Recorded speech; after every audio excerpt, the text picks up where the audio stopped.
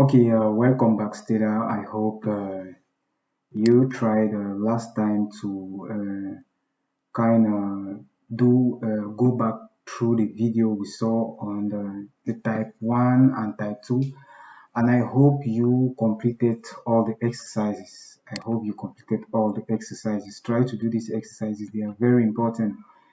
They will help you a lot in understanding the integration of rational functions of type 1 and type 2. So that will, if you have other exercises also, you can try them.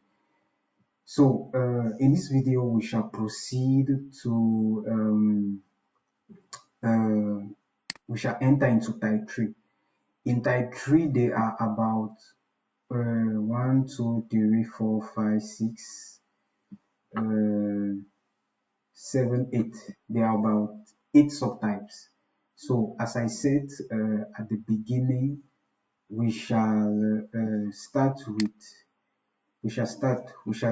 I will give you, I will explain how to go about these two types. We'll do examples, then I will explain how to go about with these two types. We do examples, then I will continue by explaining how to go about with the subtype E, F, and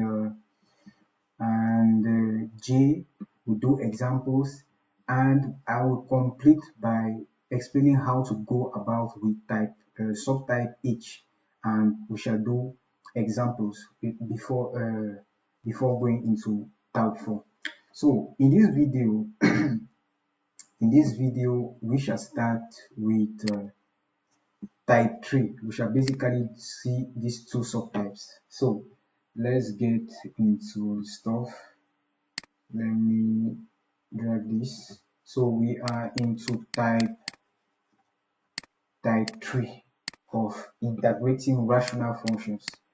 So integrating rational functions, if you want, you can say fractions. Now, in the first type, we're going to see how to integrate a. I said a here is a real number. How to integrate a all over ax plus b dx. This is something we have already seen, so this is just a reminder. So if you are to integrate a all over ax plus b dx, ax plus b dx, this is simply equals to what? If I'm to use the formula, I think you can remind yourself about the formula. It simply equals to 1 all over what? Ax plus b prime ln of what? The absolute value of ax plus b plus our constant of integration plus our constant of integration. Oh, don't forget, there's an a outside here. There's an a outside. Wait, let me simplify things. Let me write back things well. I forgot this a outside. So since this a, I said a is a real number, let me put a condition also on this small a, because I want this bottom to be a linear function. So a must not be equals to 0. It's a real number different from 0, but b can be 0. You understand? So it's a real number. So when I'm to integrate this, the first thing, since a is a real number, I'll bring the a outside. This will be the integral of 1 all over 1 ax plus b dx. You understand? So this, now to integrate this, I know the formula. This will simply be equals to what? So this a will be outside. This will be a all over what? Ax plus b prime ln of what? The absolute value of ax plus b plus our constant of what? Integration. You understand? So that's it. That's how you integrate it. Look at something. I want to mention something here, very important. When you look at this, can you observe that we can also integrate this? I'm sure I did it already in previous examples. We can also integrate this as if it was f prime of f of x dx all over what? F of x. I don't know if you are trying to get what I'm saying, because if I differentiate this, I'll have what? Small a. That's it. I'll have small a here. So I can still look at this as integral of a all over what? Ax plus b dx will be equals to a integral of what? G of x all over ax plus b. I can still write this as what? I notice that if I differentiate this bottom, g of ax plus b, what do I have? I will have a times dx plus, this will give 0 times dx, so I simply have here a dx. But the problem here is what? I don't have an a at the top here. So to rearrange things, I'll write this will become a times what? Small a on small a integral of what? Dx on ax plus b. You understand? Ax plus b. So I'll bring back this a inside. This will become a on small a integral of what? A dx all over ax plus b. Now you can see that this top, this is already in the form f prime of x dx all over what? F of x. So I can simply replace this ax dx by what? This. So this will be equals to a on small a integral of what? G of ax plus b all over what? Ax plus b. You understand? So this will be equals to a on small a. This is simply, it's like you are integrating g of b big X all over what? Big X. So this will give lim of the absolute value of ax plus b plus our constant k. And you see that this small a at the bottom is what? The derivative of ax plus b. So you see that you can just proceed through this approach, or you can still observe this as if you are differentiating what? As if you are differentiating something of the form f prime of f of x on f of x and here times dx. So I hope you understood why what I did, what I just mentioned now. So that's basically all what you need to know about this subtype, this first subtype of type 3. Let me go to it. Let me go to the next slide. We're going to see the B part of type 3. Let's go. The B part, we are to integrate. How do you integrate? A, I said a here is a real number. A, the integral of a on ax plus b to the n dx with n different from, for what? With n different from 0 and 1. Okay. I don't want n to be equals to 1, because if n is equals to 1, it will be basically in this form. You understand? And we know how to integrate this form. I don't want n to be 0, because if this is 0, this will simply be equals to what? 1, and it will be, we will be left with the integration of a dx, which is simply the integration of a constant. So that's why I'm putting this condition. You understand? It's not just there for being said, for just for decoration. So it's a very important condition. So let's proceed to how to integrate this. We have integral of a on the ax plus b raised to the n dx with n different from 0 and 1. Okay, basically to integrate this will first be equals to, I said a is a real number. A is a real number. A must not be equals to 0, because if a is equals to 0, this will not more be a linear function. So, and b belongs to R. B can be 0. If b is 0, so far as our a is not equals to 0, this still remains a linear function. You understand? So this will be equals to what? Since my a is a real, let's say a must be a real number different from 0. I don't want a to be 0. because if a is 0, this all of this will become 0. So I don't want that. So let's add the same condition on this. Our a must not be equals to 0. Yes, that's cool. Our a, does it, a belongs to r star. So let's go to the next slide. Okay, we are here. So since my a is a real number, my a will go out, integral of 1 over ax plus b to the n dx. Okay, basically, how do you integrate it?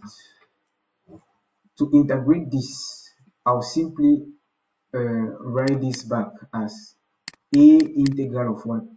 Ax plus b to the minus n dx. And how do you integrate ax plus b to the alpha dx, where alpha is a real number different from 0? How do you integrate this? If you can recall, this is where is it? We saw it. The integral of ax plus b to the n is simply equals to what? 1 all over ax plus b prime times what? Ax plus b to the n plus 1 all over n plus 1 plus a constant of integration. So if I'm to apply it here, because this minus n is the same, is still we said our n is a real number, so this is also in this form. So this integral will become this will become a times what? 1 all over, I'm integrating this, 1 all over ax plus b prime times what? Ax plus b to the minus n plus 1 all over what? Minus n plus 1 plus our constant of integration. So this becomes a all over ax plus b prime.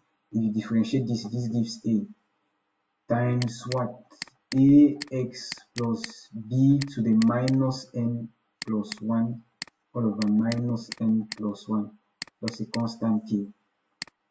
I'm not asking you to cram the formulas. No. Understand the logic behind these integrals. Understand the logic. If you understand the logic, there will be no need for you to cram. Their formulas, yes, you should remember, but understanding the logic is more important. It's very important. So, I would like to mention also something. Okay, this was the end. I would like to mention something very important here. NB. Look at this integral. We just did integral of a all over ax plus b to the n dx. What can you notice about this integral? Let me ask you a question. Can you integrate this using the type 2 technique, that is f prime of f of x dx all over f of x to the n? Can you integrate this using that technique? Let me try, pause the video and try to exercise yourself and see if you can integrate this using this technique.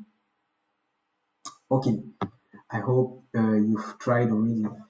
The answer is yes, we can see integrate this using this technique. Why am I saying that? When you look at this, let me first rearrange this. This is equals to what? A into the integral of what? 1 all over ax plus b to the n dx. Are you okay with me? Now, what do I notice about what is inside here? If I differentiate d of ax plus b, this will be equals to a dx. But the problem is that there's no small a at the top here. So I'll rearrange this by multiplying what? Top and bottom by a. So this will become a on small a integral of what? A dx all over what? Ax plus b to the n. You understand what I'm saying? Okay. Now, we now notice that this top is the derivative of what is inside. So we are already in the form f prime of f of x dx all over what? F of x raised to the n.